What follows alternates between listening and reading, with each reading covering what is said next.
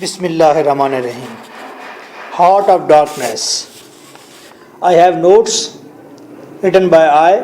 आप मुझसे ले सकते हैं. मेरा फ़ोन नंबर है 033346555305 और मैं लेक्चरर M.K. भुट्टा बात कर रहा हूँ. Now we are going to discuss the question number 4. Symbolism in Heart of Darkness. Okay. There are 8 points of this question. आप इसे एक्सटेंड कर सकते हैं, एलाबरेट कर सकते हैं, इसके अंदर ऐड कर सकते हैं. हर पॉइंट में आप चीज़ें ऐड कर सकते हैं और इसके पॉइंट भी इंक्रीज कर सकते हैं.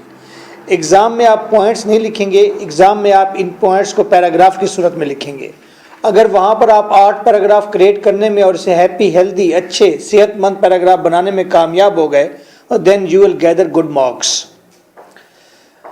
Okay, first, symbolism is a system of symbols which is used by great authors.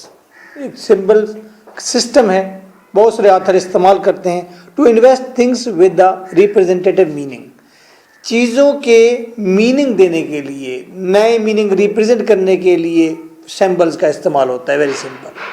To represent something abstract by something concrete. ये बात अहम है कि किसी एब्स्ट्रैक्ट चीज़ को बयान करने के लिए हम क्या करते हैं, कोई कंक्रीट चीज़ का सैंपल दे देते हैं. सपोज मिसाल के तौर पर अगर मैं कहता हूं कि डेविस इज अ लायन, तो असल में ब्रेवरी वाज समथिंग एब्स्ट्रैक्ट जिसको हम देख नहीं सकते, छू नहीं सकते. ब्रेवरी के लिए हम क्या करते हैं, हाँ, उसका सिंबल लायन का. It also enhances the value of incidents. Incidents की वैल्यू बढ़ जाती है. मेक्स देम वेटर, और उनको ज़्यादा वजनी बना देते हैं. The first symbol is light and darkness imagery. और फर्स्ट सिंबल क्या है, वो रोशनी और अंधेरे का सिंबल है, उसकी इमेजरी है. Light is symbol of civilization. रोशनी जो है वो सिंबल है किसकी, सिविलाइजेशन की. While darkness is for brutality and cruel. और डार्कनेस जो है वो वहशत की और क्रूएल्टी का सिंबल है. जबकि वाइट, नूर, सफ़ेद किसका सिंबल होता है, अच्छाई का, हॉलीनेस का सिंबल होता है, सिविलाइज होने का सिंबल होता है, पीस का सिंबल है. Flag of some sort. अच्छा, अब वो कहते हैं किसी किस्म के फ्लैग लगे हुए थे. जब वो कार्ड्स के पास पहुंचते हैं तो वहाँ पर कुछ फ्लैग्स लगे हुए थे.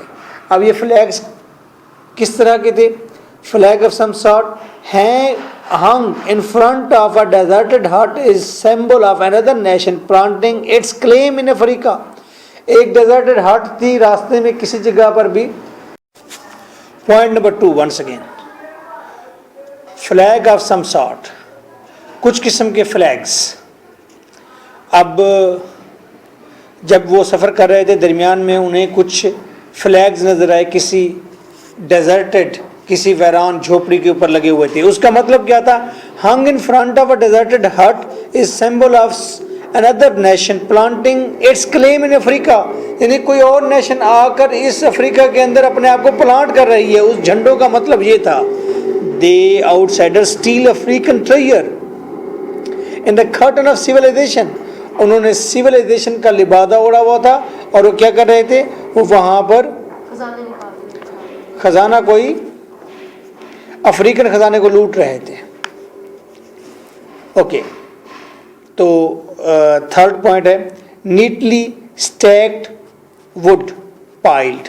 पाइल, एक नीटली स्टैक्ड का मतलब माउंड अप, एक ऊपर एक बड़ा सारा वुड पड़ा हुआ था, मोटा सारा वुड पड़ा हुआ था.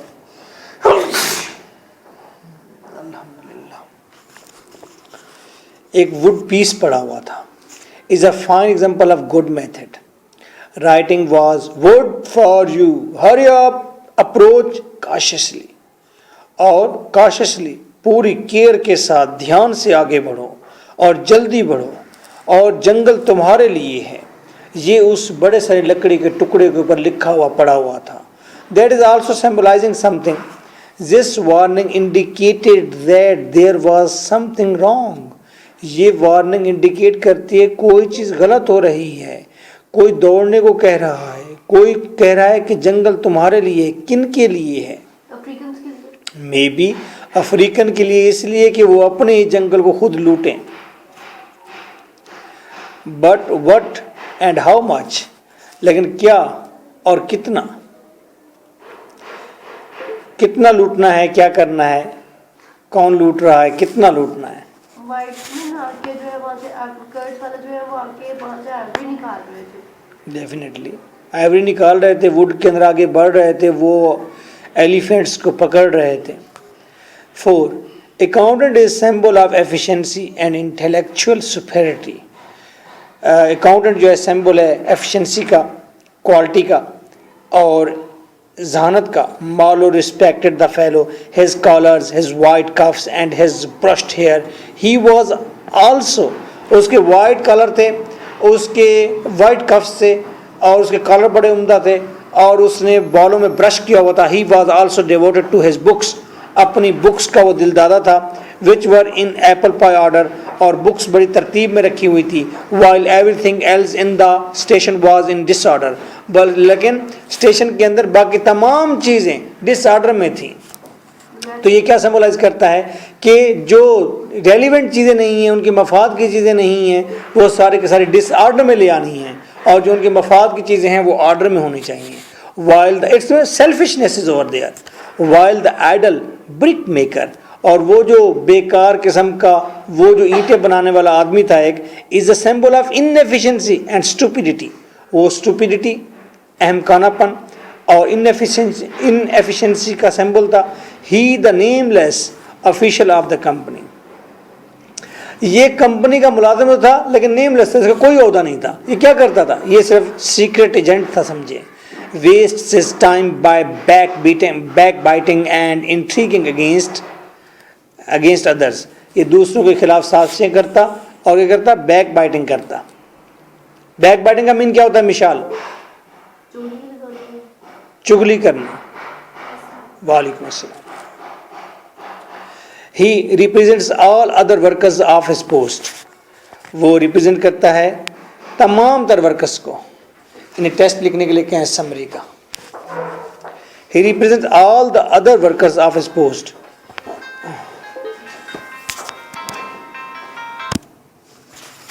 Now further where we were, okay. अब ये जो ब्रिक मेकर था, ये अपने तमाम तर अपनी कम्युनिटी को रिप्रेजेंट करता है कि तमाम के तमाम ऐसे ही आइडल थे, ऐसे ही बैक बैटिंग करने वाले थे, ऐसे ही इनएफिशिएंट किस्म के लोग थे। नो, उसकी कंपनी के अपने ही मुलाजिम। नो सर, जो इंग्लिश पीपल हैं वो सारे के सारे आइडल हैं, कुछ भी नहीं करते, बेकार हैं वो।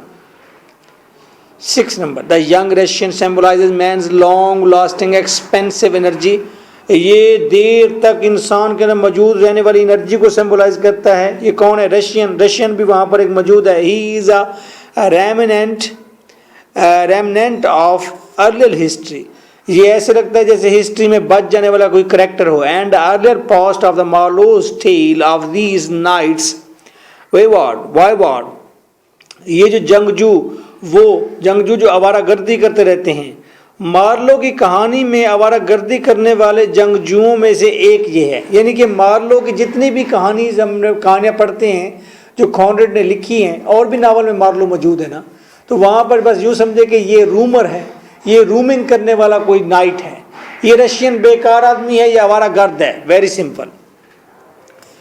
Nights bearing a spark from the sacred fire, जो ये वो नाइट है जो कि अपनी एनर्जी गेन करता है, स्पार्क गेन करता है किसी मुकद्दस आग से। Had first open the dark places of the earth, और ये उन नाइट्स में से एक नाइट लगता है जिसने तारीकी के रस्तों को एक्सप्लोर किया है। He is a funny and jolly person in the midst of horror and terror, ये हॉरर और टेरर के अंदर एक जॉली पर्सन था और फनी आदमी था।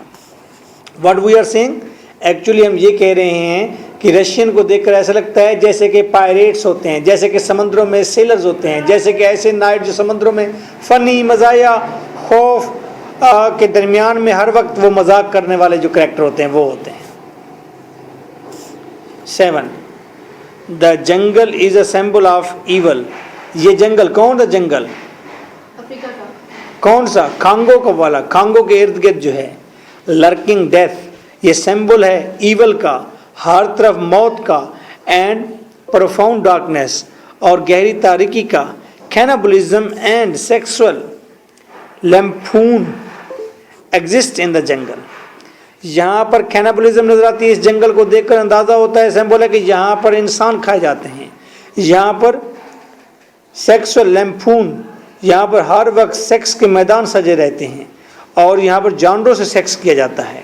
The vegetation imagery means much more than female minis, और यहाँ पर जो वेजिटेशन है, जो ग्रीनरी है वो नज़र आती है, वो ग्रीनरी इस तरह की है जो औरतों को, जो सिंबलाइज करती है औरतों को एक थ्रेट, कि औरतें यहाँ पर थ्रेट में हैं हर वक्त। It means the truth, the darkness, the evil and a death which lie with in us, which we must recognize in order to be truly life. इसका मतलब ये हुआ कि सच, अंधेरा, बुराई, मौत जो कि हमारे अंदर मौजूद होती है, हमें उसे रिकॉग्नाइज करना होता है जिंदा रहते हुए। ये लाइंस हैं जो वहाँ से उठाई गई हैं सारी की सारी। तो इन लाइंस का क्या मतलब है कि एक तो यहाँ की जो वेजिटेशन है वो ये बताती है, क्या है आपको वेजिटेशन ये बताती है कि यहाँ पर वैमन थ्रेट में है। दूसरी बात है ये जंगल सारा एक्सपोज करता है हमारे अंदर रहने वाली तमाम चीज़ों को। हमारे अंदर जो बुराई है, जो मौत है, जो ईवल्स हैं, जो ट्रूथ है, वो सारी चीज़ें इसी जंगल से रिप्रेजेंट हो रही हैं। ये जंगल सिंबल है इंसान के इनर सेल्फ का। मे बी कैसे है ये आप जोसेफ कैनेडी से पूछें। The society for suppression of savage customs, ये सोसाइटी कौन सी सोसाइटी? ये कंपनी, यानी कि ये कंपनी कौन सी जो सेवेज कस्टम को सप्रेस करने वाली है, ख़त्म करने वाली है। इज अ सिंबल ऑफ रेपेस्टी, ये सिंबल है ग्रीड का एंड ग्रीड। अच्छा, रेपेस्टी रेप का, लस्ट का, ग्रीड का, यानी कि ये कंपनी फ्रॉड कंपनी है, एक कंपनी लस्ट का सिंबल है। Their real intention was to tear treasure out of the bowels of earth, और इस कंपनी का असल मकसद क्या था कि ज़मीन की आंतों के अंदर से खजाने निकालना। Was their desire with no more moral purpose, ये उनकी ख्वाहिश थी, कोई मॉरल इखलाकी पर्पज इसमें नहीं था। At the back of it then there is in burglars, और पीछे ये सामने कोई मॉरल पर्पस नहीं है, और इस कंपनी के पीछे सारे के सारे नकबजन हैं, सारे के सारे चोर हैं। ब्रेकिंग इनटू आ सेफ, जो कि खजाने की अलमारी को तोड़ रहे हैं। मीन टू से इस लाइंस में ये कहा गया है ये जो कंपनी है, ये जो सोसाइटी है, दैट इज़ फ्रॉड, और ये लोगों को सिविलाइज करने का नारा लगाते हैं, तो एक्चुअली क्या करते हैं, आगे निकालते वहाँ से उनको लूट रहे हैं। देयर नेकेड रेपेस्टी फिल्स मार्लो विद हटर, और नंग तड़ंग वो जो खुले आम जो लूट मार कर रहे होते हैं, इससे मार्लो के अंदर एक नफरत पैदा होती है। And quickens his interest in Kurtz, और उसके अंदर at the same time Kurtz से मिलने की ख्वाहिश भी पैदा होती है। Who came to Africa with the higher aim of civilizing the native, जो अफ्रीका में आया है लोगों को सिविलाइज करने का एक बड़ा सारा एम लेकर। नेटिव का मतलब क्या होता है? मकामी लोग, African. But he two is an imperialist trader, लेकिन ये खुद भी काबिज किस्म का ताजर बन बैठा। The gleaming white every is like sea water, और ये चमकदार सफ़ेद एवरी उसके लिए ऐसे थी समंदर का पानी हो जैसे।